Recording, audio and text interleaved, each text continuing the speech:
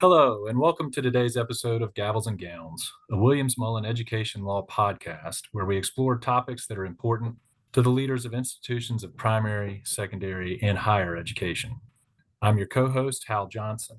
I'm chair of the education practice here at Williams Mullen, and I'm a partner in the litigation section working out of our Richmond office.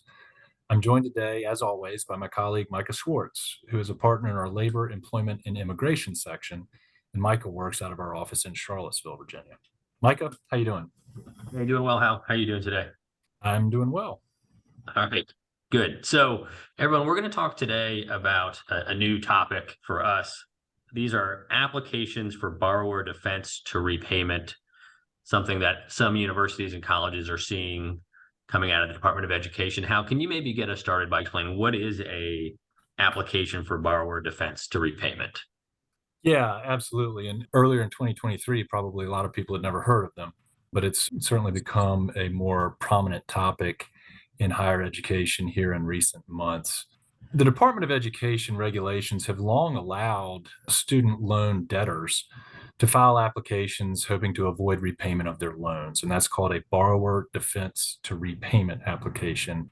We'll call them BDRs for short. There are limited grounds in the regulations that have been passed by the Department of Education for filing a successful BDR, but generally the idea is that a student borrower can allege that they were misled, that the college or other institution made some sort of material misrepresentation regarding financial aid, regarding the academic offerings, or regarding prospective employment. And there might be a few other categories there.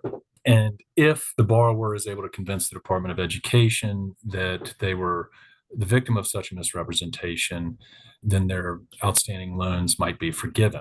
There's also a provision in there, and we'll come back to this in a little bit, where the department, upon forgiving a loan, has the authority. This is not to say it's something they always do, but has the authority to then look to the institution for repayment of that borrower's debt.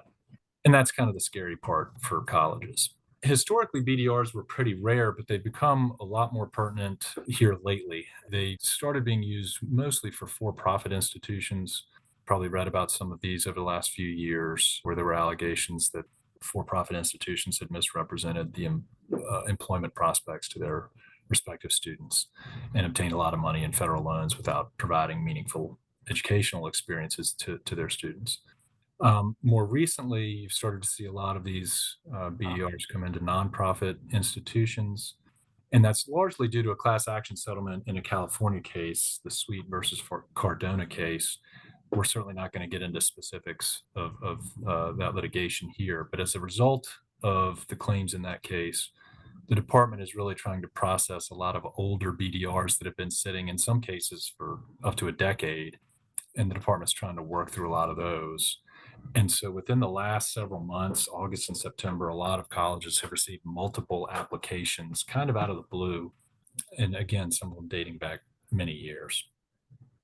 You mentioned how that colleges and universities have the ability to respond to BDR applications, suggesting that they don't have to. They could choose not to. And sometimes when the government asks us a question, we'll advise clients you don't need to respond. Maybe you're better off not responding.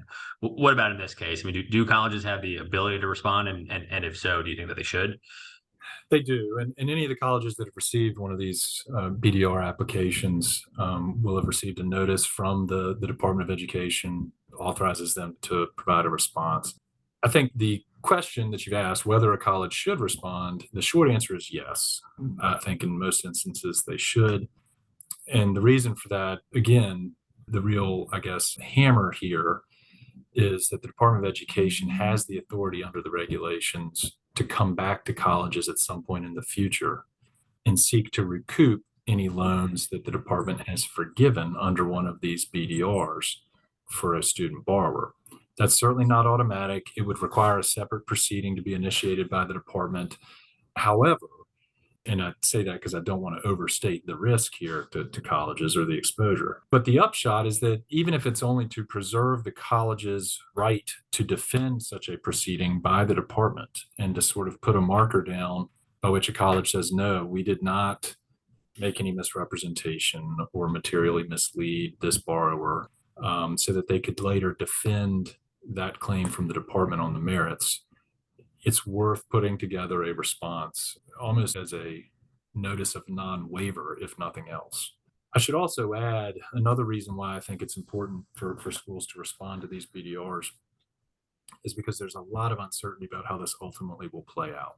The regulation has changed several times over the years.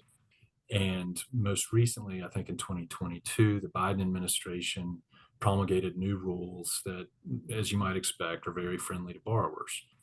And they make some material changes. And again, we're not going to get into specifics or get into the weeds here today, but they made some real changes to sort of shift the onus onto colleges and make it a lot easier for borrowers to demonstrate that they're entitled to relief under one of these BDRs.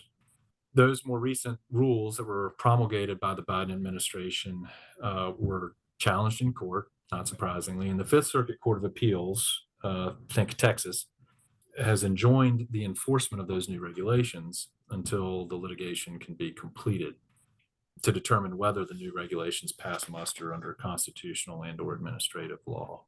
All of that means, that's a long lawyerly way of saying, I suppose, that there's a lot of uncertainty right now about what the rules are ultimately going to look like for these BDRs. And it's possible that when that uncertainty is resolved, that whatever rules are in place will apply retroactively.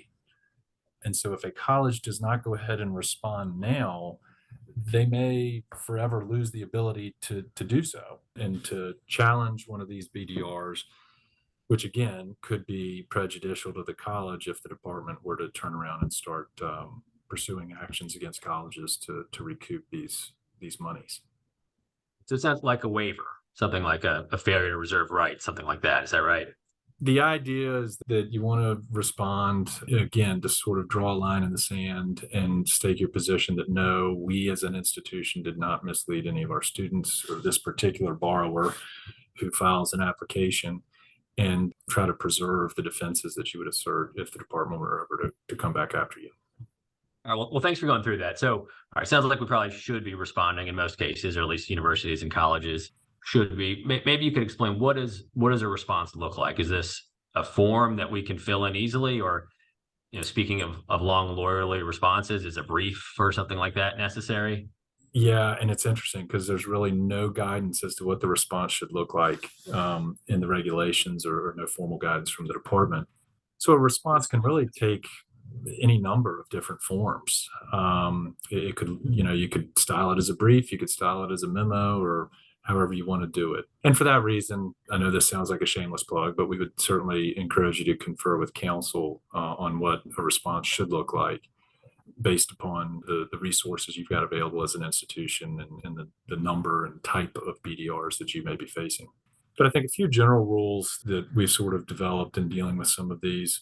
It's important for somebody at your institution to do the legwork to see what information you have with respect to each specific borrower, both in terms of documents. Maybe you've got some faculty or staff who worked directly with a borrower, or at least were responsible for the department that the borrower complains of, who might be able to provide some important information to help you rebut any claims in the application.